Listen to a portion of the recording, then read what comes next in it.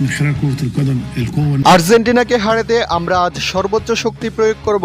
আমার বিশ্বাস ইনশাল্লাহ আলবিসেলেস্তেদের বিপক্ষে ৩-০ গোলের বড় জয় পাবো আমরা। ম্যাচ শুরুর আগে লিওনেল মেসিদের রীতিমতো হুমকি দিয়ে এভাবেই হুঙ্কার চাললেন মিশরের হেড কোচ হুসাম হাসান। দর্শক, আজ রাত 10টায় কোয়ার্টার ফাইনালের টিকিট পেতে 3বারের বিশ্ব চ্যাম্পিয়ন আর্জেন্টিনার মুখোমুখি হতে যাচ্ছে আফ্রিকার অন্যতম পরাশক্তি দল মিশর। খাতা কলমে কিংবা শক্তিমত্তার বিচারে আর্জেন্টিনা অনেকখানি এগিয়ে থাকলেও শেষ 16-র এই নকআউট ম্যাচটা কিন্তু মোটেও লিওনেল মেসিদের জন্য সহজ হচ্ছে না।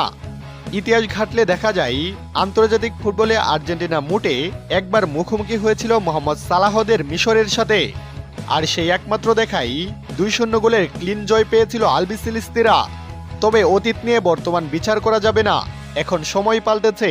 আধুনিক ফুটবলে মিশর নিজেদের শক্তিমত্তা এবং ট্যাকটিক্সে ব্যাপক পরিবর্তন এনেছে, আর তারই প্রমাণ দিয়ে এবারের আসরে দুর্দান্ত খেলে শেষ 16 নিশ্চিত করেছে তারা।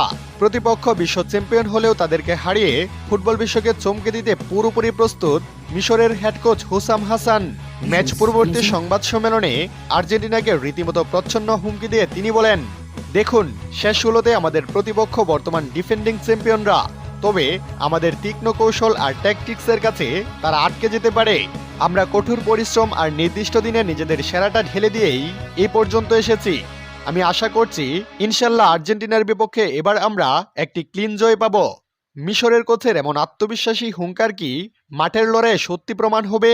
প্রিয় দর্শক, এ ব্যাপারে আপনাদের কি মন্তব্য? আপনাদের মহামূল্যবান কমেন্টটি আমাদের ভিডিও নিচে জানাতে ভুলবেন না। ধন্যবাদ।